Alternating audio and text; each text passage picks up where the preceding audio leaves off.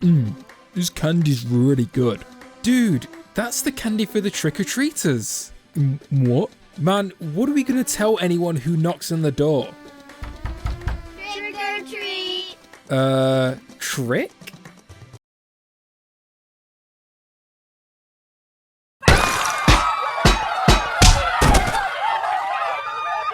So it's the spooky month, and just like all you trick-or-treaters, I'm dressing up as the Necromancer this year, and setting out on an epic quest to find the mysterious wizard who's rumoured to give out the most candy on every Halloween. But there's one problem. I'm not the only trick-or-treater out there, which means more competition and less candy for me. So there's only one thing that I can do here. So let's go over the rules for this run. The only damage I'm allowed to do is from the Necromancer's magic. This includes splash, projectile, air projectile, and jump magic, meaning elemental infusion is not allowed. Bitey Bat is the only animal orb I'm allowed to use, and finally, any items that don't cause damage are allowed to be used in this run. So now we know the rules, let's go trick-or-treating. The run begins in Home Castle, where my only enemies are the barbarians. On normal mode, the barbarians only have 50 HP, meaning this beginning area shouldn't be too hard. I only do 3 damage. Well, not a great start, but surely it can't get worse from here. Yes it can. Since at the start of the game, I can only use splash magic, which on hitting an enemy, knocks them over. This means I have to wait for them to get back up, just to do damage again. But after 10 minutes, I was able to beat Home Castle and level up in the process. This gave me 2 skill points, which I of course put into magic. I then visited the blacksmith, where I collected the first of 3 relics I need to progress the game. And while at the blacksmith, I took the opportunity to get a little bit more Halloweeny. That's better. So with my new animal orb and weapon, I set out onto Barbarian War, where I was still only doing 3 damage. Yeah, so in the spirit of Halloween, I decided to choose an animal orb and weapon that gave me no magic boost. The War Machine took a whole 10 minutes to defeat, and it took a total of 45 minutes just to get to the Barbarian boss. But before doing that fight, I'd actually leveled up a few times during the 45 minutes. I mean, I'd kind of expect to. But anyway, this gave me 6 skill points, which I dumped all into magic, unlocking my magic projectile attack as well as boosting my damage. And man, you can notice the difference. For reference, the War Machine took me 10 minutes to defeat, whereas the Barbarian boss only took me 1. Anyway, with the Barbarian boss defeated, I could finally get this chest full of candy. Gold? What? They're not even chocolate coins, these are real. Man, I just wanted candy, dude. Like, it's Halloween, I don't want this gold, it's worthless. Next is Thieves Forest, where I decided to just transcend all of reality. What?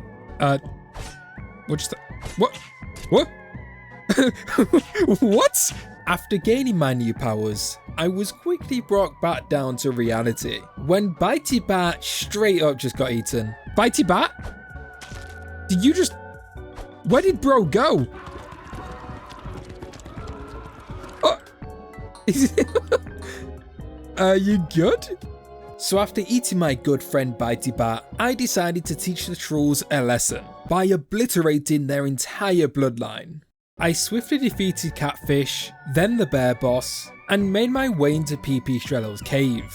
You hear that, little guy? You're finally going to be reunited with your father. And I've been babysitting Bitey Bat for a while, and PP, it's time for you to be a responsible parent and take back Bitey Bat. So, No, PP! Don't you run away! Well, Bitey Bat, it seems you and me have got some more trick-or-treating to do. Trick-or-treating? Did I hear trick-or-treating? I love trick-or-treating. Next was Flowery Fields, where I found a malfunction in my costume. Oh, that's interesting. I didn't... Oh, that was so cursed. After that jump scare, I went and saved the green princess from being kidnapped, watched her get kidnapped again, killed this giant troll thing, something about ending his bloodline, I'm not sure, and saved the green princess again. So, can I have some candy as a reward? Yeah, so as we've been going through the game, I've been putting all of my skill points in magic. This meant I had a large damage output, allowing me to fly through these levels and boss fights. Now I did have 0 defense, making it very easy for me to die, but I honestly wasn't really struggling. After all the other challenge runs I've done, this was a piece of cake. So I flew my way through Industrial Castle and asked the Industrial Prince a very important question. Trick or treat? Next was Lava World, where I did something I've never done before. So normally the volcano boss can only be defeated when you are beefy. Until today. While it remains true that you can only damage the volcano whilst beefy, you can damage him using magic. This is done by throwing my magic projectile right before I become beefy. The goal here is for your magic to hit the volcano whilst you are beefy, allowing you to do a very small amount of damage. This is due to the volcano being the only boss in the game that is defeated by the number of hits. This means we have to hit the volcano a total of 70 times with our magic projectile. The problem is that we could only throw one magic per sandwich use, and after throwing that magic, I had to wait a total of 10 seconds just to do it again. And to make it even worse, I could only hold 9 sandwiches at a time. However, there are these 2 fire demons that infinitely spawn during the fight. Defeating one of them will drop me another sandwich. So as you could imagine, this fight took an extremely long time. But I was able to optimize this strat by eventually throwing 2 and then 3 magic projectiles per sandwich use. But still, this was a miserable fight. On the other hand, the dragon boss fight took like 1 minute, so moral of the story, don't do what I just did. Next was the desert, where you probably thought I had a rough time. But in reality, the desert is actually really easy if you're going for a ranged build. I went on to crash an alien UFO, fought a Saracen who forgot about gravity, got rizzed up by a camel, and won an easy 10-0 volleyball game. So, can I have some candy? A map? At this point, I'll even take candy corn. Candy corn? No, not candy! Man, this Halloween's turning out to be a disaster. But still, I need to find that evil wizard. So I boned Medusa and climbed the highest mountain I could find. This led me to Snow World, where I found the first traces of real candy, which can only mean one thing. That wizard is close. So I defeated the Frost King and pushed forward. Trick or treat? Fruit? Dude, who gives fruit on Halloween? Man, I guess I'll try this next door. Trick or treat?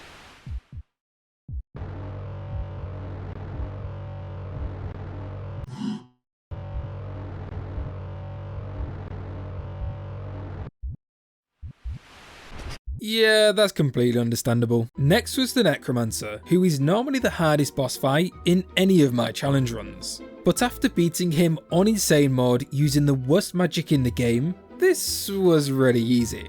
So easy in fact, that even Bitey Bat got involved. After defeating the fake Necromancer, it was finally time to meet the mysterious wizard. The one who started this whole journey. The one who will give me my candy. For this fight, there are 6 different phases I need to beat. The first phase was pretty easy, since all I did was stand at the bottom of the screen and use my splash magic. For the second phase, I spammed my magic whenever he had the blue shield. For the third phase, I used my jump magic to gain some height, and then spammed my air projectile. I repeated this for the 4th and 5th phase, which led me on to the 6th and final phase. For this phase, I simply waited for the evil wizard to jump and use his meteor attack. I then used my jump magic to gain height and spam my air projectile magic. And with that, the evil wizard was defeated. And for my reward, I got the biggest piece of crystal candy I have ever seen. And I guess this princess too, but I'm here for the candy. Thank you, Evil Wizard. So can you beat Castle Crashers using only the Necromancer's magic?